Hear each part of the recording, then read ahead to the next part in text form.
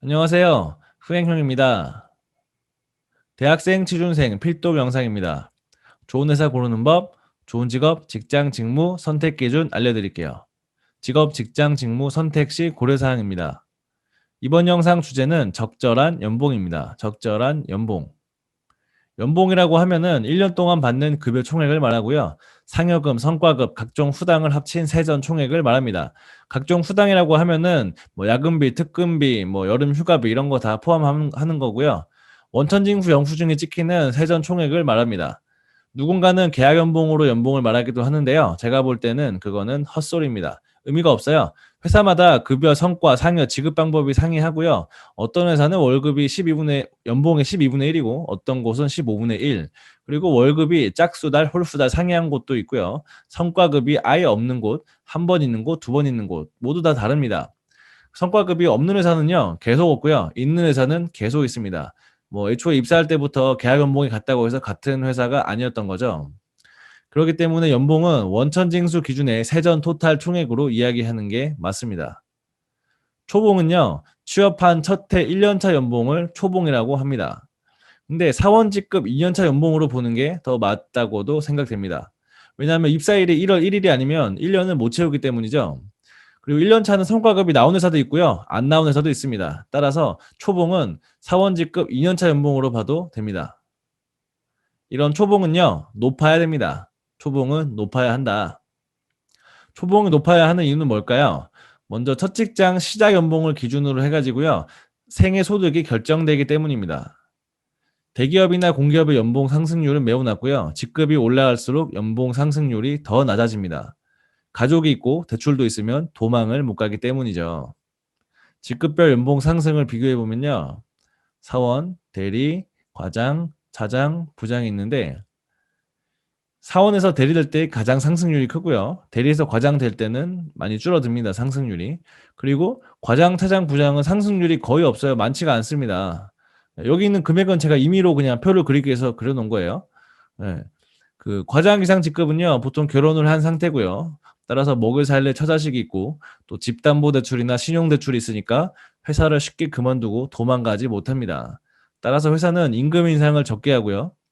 사원 대리 직급은 연봉이 낮거나 대우가 안 좋다. 이러면 입사를 잘 안 하려고 하고요. 입사를 해도 다른 회사로 이직을 하려고 뭐 이직해서 도망가려고 합니다. 아니면 그냥 대안 없이 그만둬 버리기도 하고요. 뭐 가족이 없으니까 그냥 혼자니까요. 따라서 회사는 임금 인상을 사원 대리는 높게 합니다. 그리고 직급별 연봉 테이블은 정해져 있습니다. 일반적으로 뭐 중견기업 이상, 뭐 대기업 이상이면 직급별 연봉 테이블이 정해져 있어가지고요. 사원이면 다 똑같고 대리면 다 똑같습니다. 물론 성과급, 뭐 고과에 따라서 약간 다를 뿐이지만 큰 차이는 없어요. 동기들하고. 그래서 입사와 동시에 이미 25년 생애 노동소득이 결정이 돼버립니다. 뭐 각 직급별로 연차 이런 거 고려해가지고 엑셀에다 쫙 놓고 딱 땡겨버리면 뭐 이미 25년 동안 내가 이 회사에서 얼마를 벌 수 있는지 다 답이 나오잖아요. 그리고 초봉이 낮잖아요. 그러면 이런 생애 노동소득이 급격하게 낮아집니다. 이런 초봉은 그래서 최대한 높게 시작하는 게 좋습니다. 그리고 초봉, 연봉이 높아야 하는 또 다른 이유도 있는데요. 이 연봉이 높아야 하는 이유는 이제 투자 관점에서 볼 수도 있는데 신용대출은 연봉의 1.5배까지 은행 가면 받을 수가 있습니다. 연봉이 3천이다. 그럼 1.5배 하면 4,500만 원이죠. 그 은행 가면 4,500만 원 신용대출 받을 수 있고요. 연봉이 7천이면 대략 1억 정도 은행에서 신용대출 받을 수 있습니다. 뭐 이런 신용대출의 한도 차이는 투자 금액 차이로 이어지고요. 뭐 만약에 똑같이 투자를 한다. 그러면은 이미 투자 금액이 다르니까 수익이 달라집니다. 똑같이 주식에다 했고 주식으로 똑같이 10%씩 벌었다. 근데 4,500만 원의 10%와 1억의 10%는 다르거든요. 그리고 이게 복리로 돌아가기 때문에 재투자하면은 이게 점점 더 돈을 낳기 때문에 이제 연봉이 낮으면 자산 소득도 점점 늦게 올라가는 거예요. 이래서 이런 투자 관점에서도 연봉이 높아야 되고요.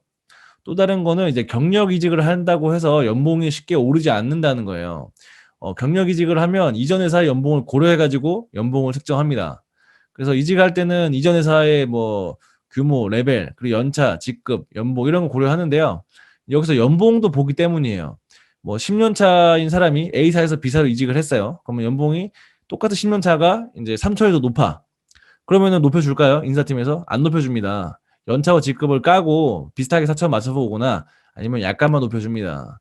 그래서 이직을 한다고 해도 뭐 드라마틱하게 뭐 몇천씩 오르고 이런 게 없다라고 보시면 되고요. 따라서 첫 연봉이 낮으면 계속 낮을 확률이 높습니다. 그렇다면은 얼마가 적절하냐? 적절한 연봉은 얼마냐? 요거는 제가 한번 제 기준 주관적으로 생각을 해봤는데요. 이제 이게 공돌이와 문돌이에 따라서 나눠지는 것 같습니다. 그래서 공돌이의 적절한 초봉은 4년제 공대 대졸 공채로 입사를 한 정규직 엔지니어 기준으로 적절한 초봉은 4천만 원입니다. 이거는 성과 상여 후당 합친 세전 총액을 말하고요. 뭐 마이너한 대기업, 중견기업, 벤더 뭐 이런 데 가도 초봉 4천 이상 많이 있습니다. 뭐 대기업이 아니라 뭐 중견기업, 뭐 현대자동차 1차 협력사 뭐 이런 데 가도 뭐 초봉 4,200, 4,500 이런 데 많이 있습니다. 그리고 여기서 말하는 4천은 높다, 좋다 이게 아니고요. 최소 이 정도는 받아야 된다. 이 정도면 평타는 친다. 이런 의미입니다. 그리고 이제 학생들은 잘 모를 수 있지만 그래도 내가 이제 취업을 하고 돈을 번다라고 했을 때 내가 4년제 공대를 나왔고 대졸 공채로 입사를 했다. 이러면 대충 얼마만큼은 받았으면 좋겠다. 얼마는 받아야 된다. 이런 기준이 있어야 될 거 아니에요. 그거를 4천으로 잡으라는 거예요. 4천. 4천으로 잡으시면 됩니다. 공돌이. 그리고 문돌이는 4년제를 졸업하고 이제 취업을 해서 뭐 인사, 영업, 총무, 교육, 홍보, 기획, 뭐 경영 지원, 재무 뭐 이런 직무로 일을 하게 됐을 때 적절한 초봉은 3천만 원입니다. 이것도 성과 상여 후당 합친 세전 총액을 말하고요. 이건 뭐 제가 정한 게 아니라 뭐 이미 그렇게 세상에 돌아가 있습니다.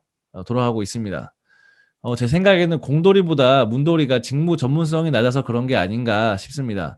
그래서 이제 문돌이가 배우는 학문 자체가 약간 전문성이 낮아요. 공돌이에 비해서 상대적인 거죠. 그렇기 때문에 이제 문돌이는 보통 학교를 더 많이 보는 경향이 있습니다. 취업을 할 때도. 그래서 이제 뭐 직무 물론 이제 경제나 경영 나온 이 상경 계열을 많이 뽑지만 그래도 간혹은 뭐 국민대 경영학과보다는 차라리 서울대학교 뭐 인문학과를 뽑자 뭐 이럴 수도 있는 거지. 근데 공대는 그게 안 돼요. 공대는 이제 뭐 전기전자 전공한 직무를 뽑아야 돼. 근데 이제 국민대 전기전자 대신에 서울대학교 뭐 토목과를 뽑을 수 있냐? 택도 없습니다. 이거는 할 수가 없는 영역입니다. 이렇게 직무 전문성이 차이 나기 때문에 문돌이와 공돌이의 이 연봉이나 초봉이나 이런 게 약간 다르게 사회에서 형성이 되어 있는 것 같아요. 그래서 이런 걸 고려했을 때 문돌이는 3천만 원이 적당하지 않나 싶습니다. 그리고 이 3천만 원이 높다, 좋다 이게 아니고요. 최소 이 정도 이상이면 된다. 이 정도는 돼야 된다. 평타다. 이렇게 보시면 될 것 같습니다. 그래서 정리하면 적절한 초봉은 공돌이 4천, 문돌이 3천입니다. 공돌이 4천, 문돌이 3천. 기억하세요. 이번 영상 내용 정리하면요. 연봉은 월급, 성과, 상여, 후당 포함한 원천징수 기준 세전 총액을 말합니다. 이런 초봉은 높을수록 좋고요. 직급이 올라갈수록 연봉 상승률이 낮아지고 생애 소득이 입사와 동시에 결정되기 때문에 초봉은 높아야 된다는 겁니다. 그리고 신용대출, 이제 투자 관점에서 이제 신용대출은 연봉이 1.5배를 받을 수 있습니다. 따라서 이런 투자를 위해서도 초봉이 높아야 되고요. 그리고 경력 이직을 한다고 해도 이전 회사 연봉을 고려해서 연봉이 측정되기 때문에 이제 초봉이 낮으면 문제가 된다. 따라서 초봉이 높은 게 좋다.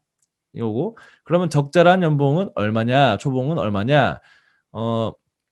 공돌이 4천만 원, 문돌이 3천만 원. 이게 적절한 초봉 연봉이다. 이거는 와 높다 좋다 이게 아니라 근데 이 정도는 돼야 된다. 이 정도면 중간 평타는 친다. 이렇게 보시면 되겠습니다. 이번 영상 여기까지고요. 구독, 좋아요, 전체 알람 설정 부탁드릴게요. 그러면 우리 또 다음 영상에서 만나요. 안녕.